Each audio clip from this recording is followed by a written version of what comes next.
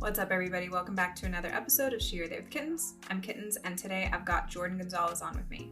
He's an amazing actor, and he plays Ash on Pretty Little Liars Original Sin on HBO Max, which is so good.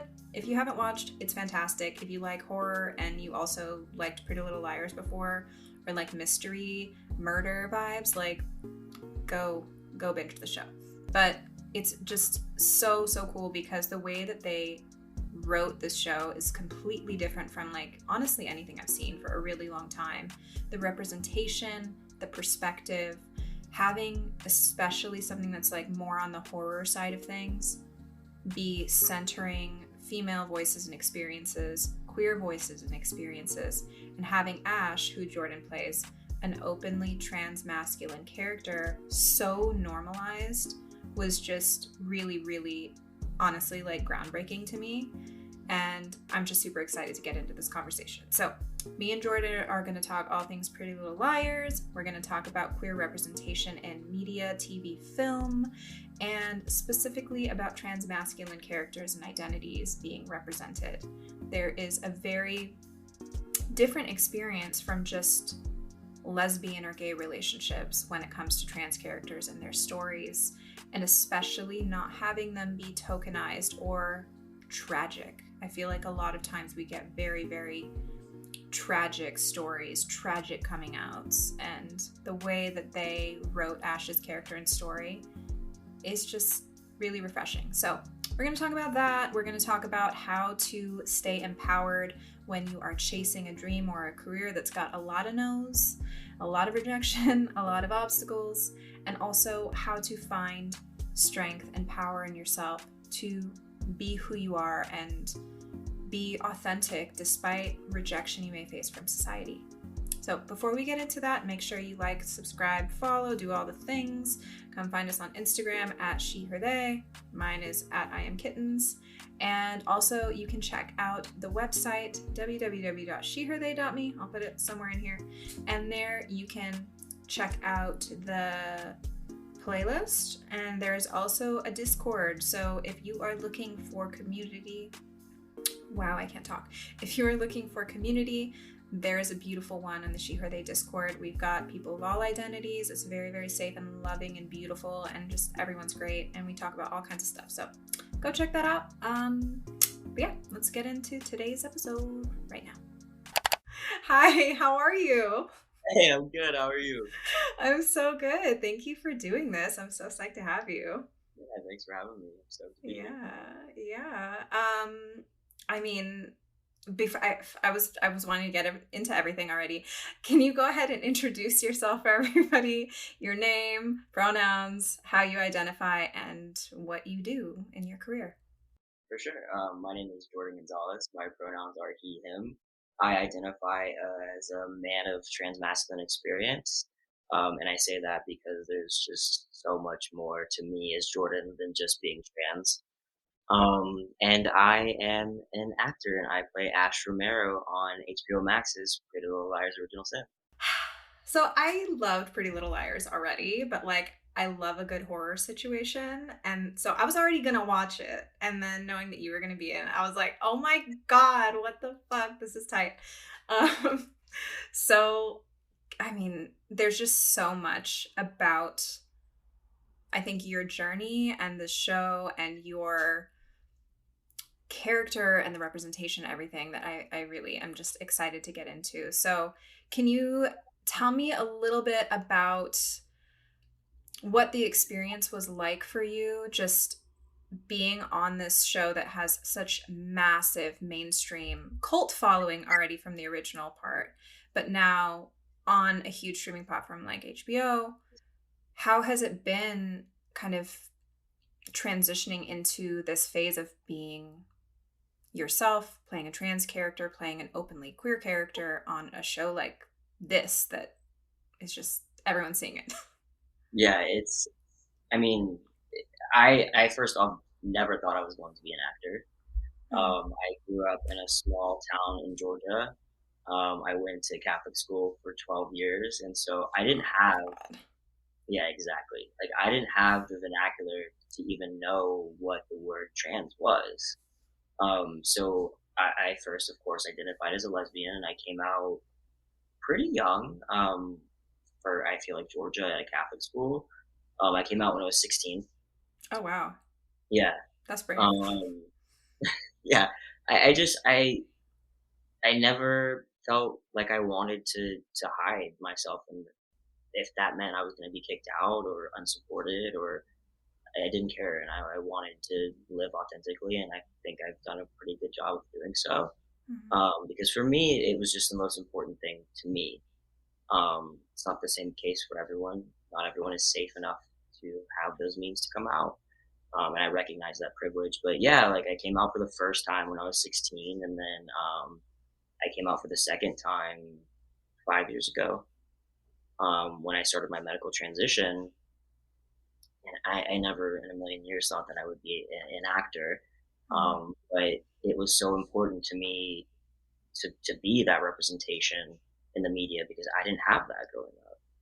And I wanted to push that needle forward, and I wanted there to be a kid in our country or another country where it's not even accepted at all, like Iran, like and have someone to look up to for them.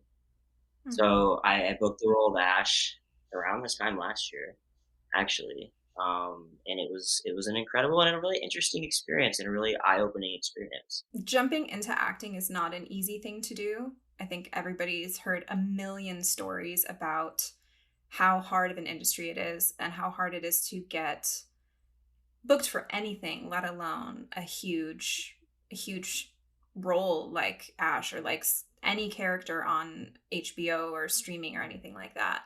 So do you feel like this was a thing that sort of not fell in your lap, like obviously you were working for it, but kind of a like meant to be that presented itself and you just ran with it, or were you actively pursuing a certain angle in acting? I had a couple. I was working in PR and I was really unhappy, and so many people are like, I am so passionate about what I do, and I've always heard about that. I never really had that. Mm. In And so PR. yeah, well, just like in general, like Mm. people like, oh, like I love music. I'm a musician. That's my thing. Like that's what I'm gonna do. And I've done so many things. Like I've worked at a gym. I've worked in PR. I've worked in marketing. I've been a stylist. I've done and tried all these things that I was decent at, but none of those things were fulfilling to me. And so by happen chance, I had a couple friends who were actors, and they were like, "You're an actor," and I was like, "That's funny. No, I'm not. I like Mm. stability. I don't like being told no. I'm a Taurus. I'm stubborn. Like that's never gonna work out for me." Yeah. They're like, "Just try it." And so I got a manager and I tried it and I fucking loved it. Mm. And I was like, this is my thing. And then, circling back to, did I try like a certain angle in the industry? Of course.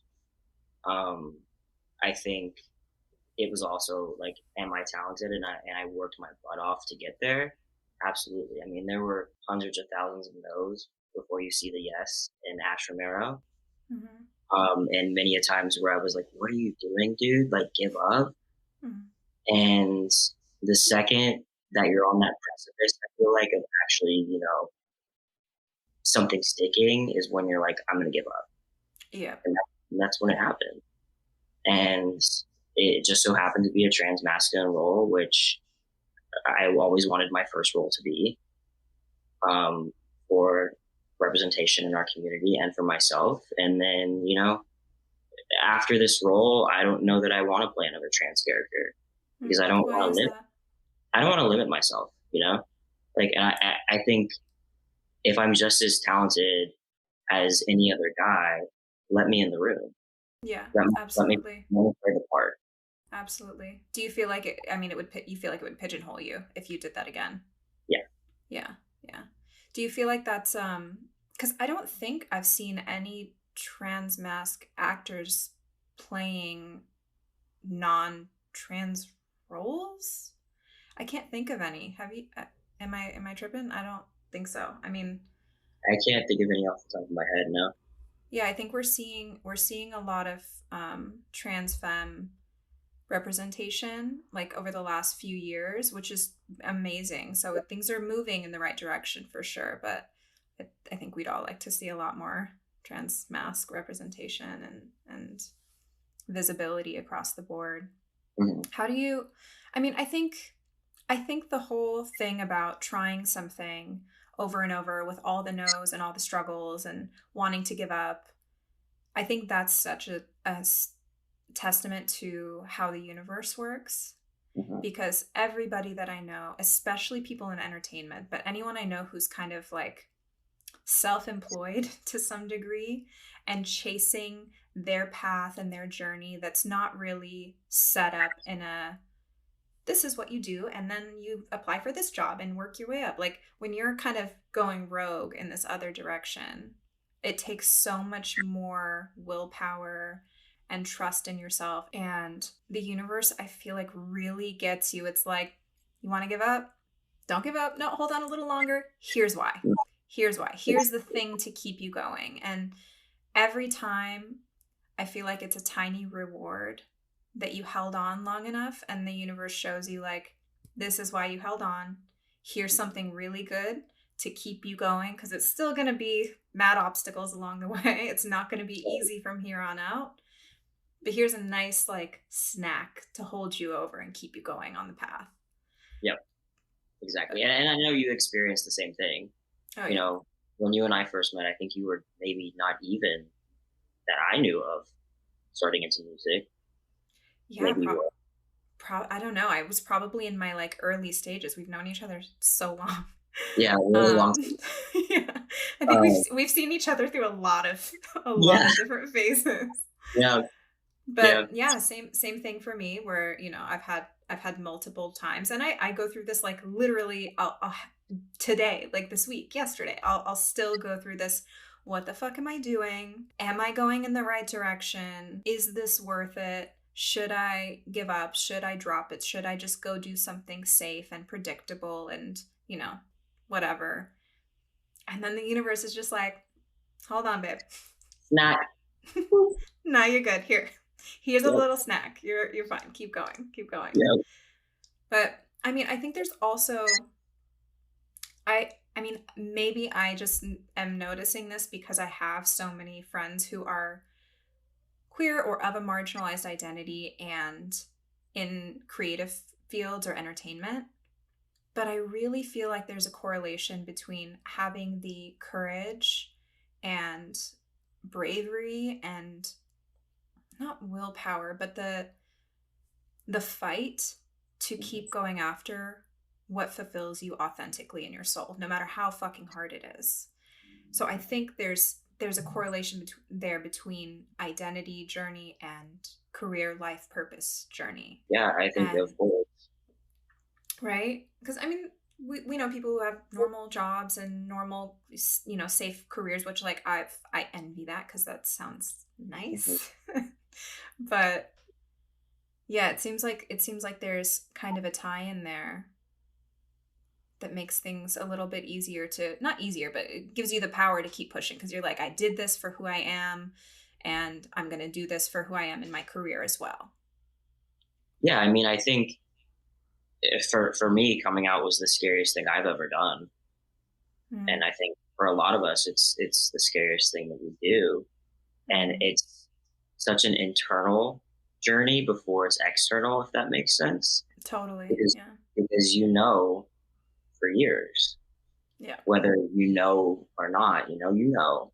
And then Hmm. you have that journey of like knowing and then coming to terms with it. And then that can span years of just sitting with yourself and deciding of whether or not you want to take that risk. And so, yeah, I've never actually thought about what you just said, but it totally makes sense because it's like, if you're willing to face that fear about yourself and losing your family and your friends, like taking a step for something that you love and you're passionate about, like a career, is big. Is big. Yeah. It's like auditioning for some stranger to say, nah, we don't want you is not that scary when you had to tell your parents something and risk them disowning you. It's like, Right, been there. Like, this, right, this ain't shit. How do right. you? I think like everyone seems to have different ways of dealing with, I guess, rejection as a whole and judgment. Um, but do you have any, I guess, tools that you use when you, because especially with acting, like you guys are, man, you guys gotta like audition back to back to back to back and have like no, no, no, no, no, and maybe like 10 callbacks and then still a no. Like, do you Mhm. have any tools for dealing with that emotionally so that you don't let it like knock you into the ground? Yeah, and I think it's sometimes they're easier than others. Mhm. But I just always tell myself whatever role is meant for me will always be mine. And there Mhm. are so many roles that I was down to me and one other guy, and the other guy gets it, and I'm so upset. And then I love to watch things I don't book, which is really unique because a lot of actors don't like to. Mm. Um, but I like to. I like to Why? watch what I didn't book because I want to see one, the choices that they made that might have been different from mine about how they read the script and how their viewpoint on the character might have been different and how I can Mm. learn from that. But two, I more times than not, they were right for the role and I wasn't. And Mm. it just so there was something about me maybe that casting or the producers liked about me and my choices that got me that far. But 9 times out of 10, he was more right for the role. And so it's cool to see, and it's a little bit of a reminder to me in those moments that I'm so upset about it that, like, Right. okay, you are talented, you made it far, you got the validation, but you weren't right for it. Mm. That makes sense. No, totally. I think that reminds me of I guess relationships in general, where like people are so bummed out that like a person broke up with them or like the relationship didn't work out. And anytime I have friends telling me like, they're going through heartbreak and they're like, oh, why is this happening? Like, why are they moving on? Why did they break up with me? I'm just like, look at all the ways that you guys weren't truly aligned. Like, this person could be an amazing person. You could be an amazing person. You guys could totally love each other.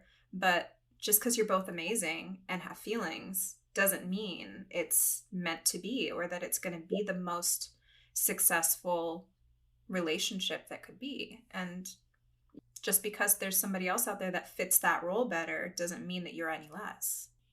Exactly. That's spot on. Yep. Yeah. I wish I had that for music stuff because they're like, there's long festivals and it's like there's 90 million people booked, so you can't. It's a little different, but it Music really is is a like. fun. I would argue that the music industry is more tough than the entertainment industry. Ugh, I don't know. Like, I there's so many different angles to it, and I feel like people who do well, they feel like they can't ever take a breath because it's so hard to get that moment. So when you get that moment, you cannot let it go. Uh, But I feel like there's something that I've noticed, and I don't know if it's the same in like the acting world, but at least in the music world, where there are, and I'm sure other industries too, but where there are people who are maybe of a more like, not niche, but the less common dominant identity group. Like if there's girl DJs or there's, people of this background or whatever. Um, Sometimes there's not as much community support because it's like there's only room for one, so I'm gonna hold on to it, and I'm sorry, like I gotta worry about myself. Do you see that? Like, is there much of a support system and community in the acting realm, or is it kind of a like isolated, every man for themselves, deal with your shit, sorry, I'm not helping you? It's I feel like if you find a good group of people, like something that I saw when we all were filming in upstate New York on PLL is a lot of us guys were reading for the same roles outside of the show and Mm. offering to self tape with each other, which is really unique, which I never thought would be the case because I thought, oh, if we're going out for the same role, like you're not going to want to read with me for my You're my tape. enemy, yeah. But yeah, we're going against each other. But it was a really awesome thing that I got to witness from the guys at least, because I we were going out for the same roles. Obviously, we're not going out for the same roles as the girls, but and similarly with the girls did the same thing as well. I know that they were reading with each other for the same roles and same projects, which I think is probably pretty unique. Yeah. Um, I wouldn't have guessed that but at all. something that resonated with me that you said, as far as like feeling like isolated because there's only room for one type of like marginalized person, is something that I didn't feel from actors, but something that I felt from fans, interestingly enough. Interesting. How so? We know that like trans masculine individuals are the least represented within television and film. And so when I booked this role, I was like, oh, this is revolutionary, which I still believe it is. Yeah. And when the show came out, Ash is openly transgender, but never talks about it. And that's a choice that Roberto and Lindsay, our creators, made, which I have always wanted to play too, because I'm so tired of a coming out story. Like I'm so tired of focusing on the queer suffering. It's real Right. and it's valid, and that those stories need to be told. But those are But the only stories we've been getting.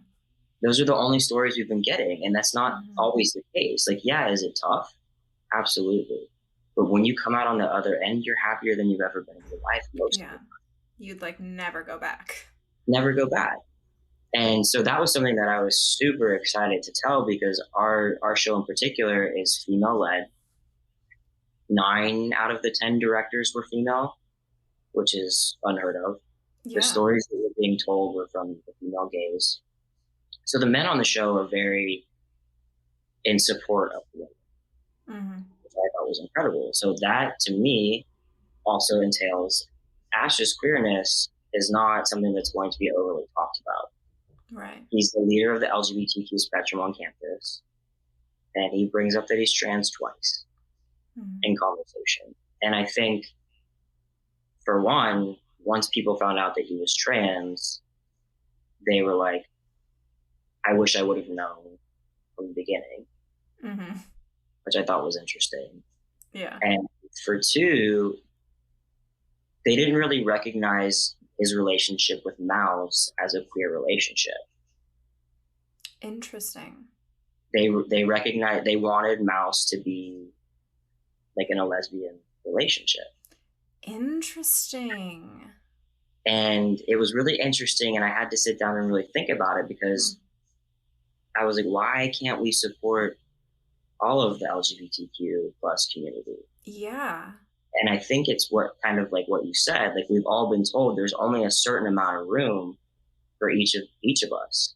Mm-hmm. And so to see someone else within the community have that space feels like it's being taken away from someone else in the community. Right. They're like, well, we need more lesbian representation, so Right, why this? Why did you take right, up that space and get all salty? right. Oh God. Yeah, Which that's I thought was wild. really interesting. Yeah, Yeah, I wouldn't have guessed that.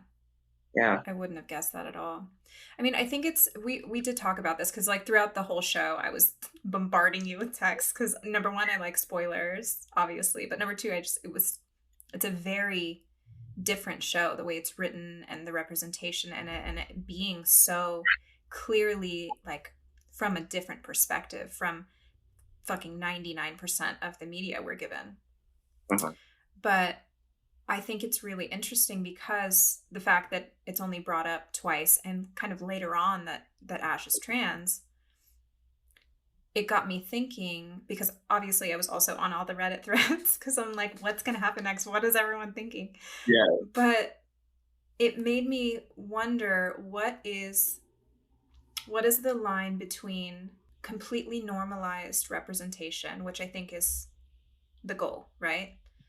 What is the line between that tokenization and also not doing just enough to kind of amplify those stories? Because when we have characters and identities that aren't normally represented and their stories aren't normally shared, it's kind of like, yeah, we want it normalized, but also like maybe when we want to get it like give it a little bit more of a sparkle so that like that representation is given a little bit more oomph. Uh-huh. But then sometimes it's overdone and then it becomes this stereotypical tokenized thing. So I wonder, and I don't even know if there's an answer to this, but like, where are the lines? And is it something that do you think they're always going to move depending on where society is, or I don't know. I don't know. It's so tough, but I think you're absolutely right. It's like there is some sort of line somewhere, and I don't know either where that line is because if all I've ever wanted to be is normal, right? And but I can never erase my queer past, and I never will Mm. because it's a huge part of my journey. So it's like, where is that line of a character who has a queer past but is truly accepted in school and not questioned and doesn't face these trials and tribulations? Where is the line of giving that sparkle to his experience, but also not queer baiting, and also not, Mm. just making it a spectacle? Yeah. And I don't know because it's tough because there's only so much time in a television show. And Right. it's like, I don't know. I mean, I think the line will probably always live. Yeah. I mean, I'm sure it depends too on like if there was a show about just Ash, it would be completely different and we'd see all Totally. these nuanced moments and all that. But Totally. I mean, I personally think it's kind of better to have it more normalized than tokenized because we've seen that and it's so tired. Like there's one show that my girlfriend Ash always watches. I forget what it's called, but it's on Netflix. And like one of the characters is a lesbian, and like they got her in a damn vest all the time, and it's like she's going through all the things that is like are so lesbian, and it's like oh god. Or I mean, maybe she might be bi. I'm not sure. I don't want to misidentify her, but Mhm. but yeah, it's like it's a little like cringe when it's overdone. Right. So it feels much more tasteful and like respectful to have things more normalized versus tokenized. But I think so too. I mean, I definitely prefer the narrative of Ash just being another kid in school and people finding it out later. To me, mm-hmm. that's not erasure. That's just like there's just more stories being told that are about this specific season, Yeah. and that was sexual assault and you know sins of mothers and what they did and how that reflects on their daughters and murder and mystery. And that's what our show is. And I just think the inclusion of a trans character is super cool. And maybe there's more time in season two when we go Yeah, back. which again, congratulations on season Thank you. 2. I'm psyched and I need it to air like tomorrow, but I know Same. we're gonna have to wait a long time. Hopefully I not too cannot long. wait to see the shit that they come up with for season two. Honestly, it's gonna be Do you, crazy.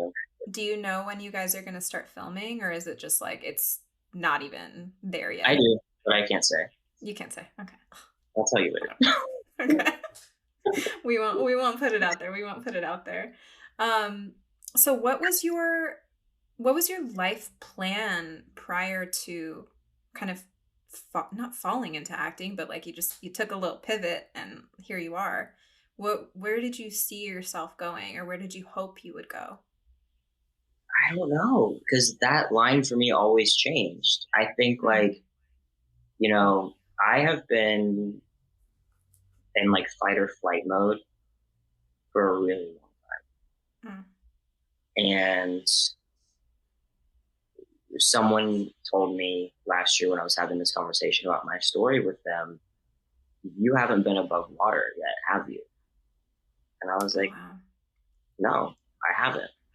I've always been treading water for since high school, Mm, since my parents divorced, since taking care of my mom, my grandmother passing, you know, dropping out of college to come out here, living in my car, selling shoes at Nordstrom, working at a gym, landing in PR. It was just like whatever I could do to make myself successful and able to be financially stable was the goal for me. mm, And at the time, it was PR and it was doing that. And luckily, I found a good set of friends out here that were super supportive. Our mutual friend Naz let me sleep on yeah. their couch. And I think without them, I Oh probably god. would be back in Georgia or something, you know? God. Um, So it was, I never knew, honestly. And I think for me, taking that pause and that risk towards acting was really that moment of being like, okay, let's go. Like, Mm. let's do this. And it took waiting tables and it took so many things while I was auditioning for me to make it. Mm. But now I have a clear path of exactly what I want to do. And it's incredible. Do you feel at peace with that? Like, do you feel a weight lifted off of you? Yeah. It's the Mm. first time I haven't had to struggle. I mean, I struggle, but Different brand of yeah, struggling. it's a different brand of struggle. Like I'm Yeah, finally above water. Like I'm in a lifeboat now. I love And that. there's a clear path of where I can take this, I think. I think that's something else too that, like, that question, which I just realized now, I'm like, if anyone were to ask me that question, like before, it always used to change as well because I'm like, I worked at makeup counters in Macy's and worked at a Mac store and worked at the kiosks in the mall selling hair straighteners, like did marketing for a nightclub. Like I didn't know. I was just rolling with it. Mm-hmm. And even now where I'm at, it's like things change and things come up, but I switched the this is what I want for my life from a thing, from like I want to do this thing to I want to feel this way. Uh-huh. I want to feel secure. I want to feel free. I want to feel peace. I want to feel joy. I want to feel fulfilled. That's that's the goal. It's not the job. It's not the things I'm going to have. Mm-hmm. And I think that is something that nobody asks you when you're younger, so you don't really think about it. What do you want to be when you grow up? It's always a job. Always a It's job. a thing. I don't want to be a job when I grow up. No. I want to be fulfilled. I want to be creatively stimulated. I want to be safe. I want to be taken care of in all aspects of my life. Right. It's like I think that's the questions we should be asking kids. It's true. And I think our generation and younger, and the way we all raise children, if we choose to have them, is going to be really interesting to see because there's been a massive shift in Totally. society and how we just operate and how we view the world and the importance of things, you know? Mm-hmm. Mm-hmm. Like we're not the generation that's like, I'm gonna settle in my small town and buy a house and live here and work my job and that's my purpose. Yeah. We're just not. Yeah. And so I think it'll be really interesting to see how the future generations probably will grow up being like, I want to feel safe. I want to be creatively fulfilled. I Yep. want to have a roof over my head and I want to be in a happy relationship and whatever or not, you know, Mm-hmm. whatever that is Mm-hmm. for them. For sure. For sure. What I guess this is a pivot, but whatever. What do you do to silence negative self-talk? So, I think when we're all on our journeys towards becoming fulfilled, becoming happy, becoming safe, chasing after a job, chasing after, whatever we are in our life, there's always kind of that voice that might come in and say, you're not good enough. You should give up. Stop trying now, whatever it's doing. How do you tell that thing to shut up? How do you grapple with it? How do you overcome that gnawing thing? If you A have it, lot unless of you don't have it, which would be odd. that would be so odd. And bullshit. If I was like, you know what, that's a really great question, Lord. Thank you, but I don't suffer from that. Can't So relate. next, can't relate. Sucks for you. Um, to be quite honest with you, I call my mom because my mom is my best friend and she knows me better than anyone on this planet, sometimes including myself. Mm. And she is one gritty lady, man. You talk about someone that's been through shit. She's the My mom has one. lost most of her family, Mm. has been through a divorce, has worked 4 jobs to put me through high school, take care of her mother dying of Parkinson's, Oh, God. on and on and on and on and on. So clean toilets. I mean, like She did it all. she's done it all, and for me, you know. And so whenever I have like that gnawing, like you should give up or you're not good enough for X, Y, and Z, I could call her and I'm like, here's how I'm feeling. I'm feeling weak. And she reminds me of who I am and my talents and what I can offer. And then usually I cry. And then usually I go for a ride. And then wake up the next day and try to make it a new day. Wow. I think everyone's going to probably want to call your mom after this. Can I borrow her? Can I borrow her? Yeah, I'll just put her on a Zoom and everybody can just hop on it and she'll just go through it with her thick ass accent. Yeah. Oh, bless. What inspires you when you are feeling dry, creatively, mentally?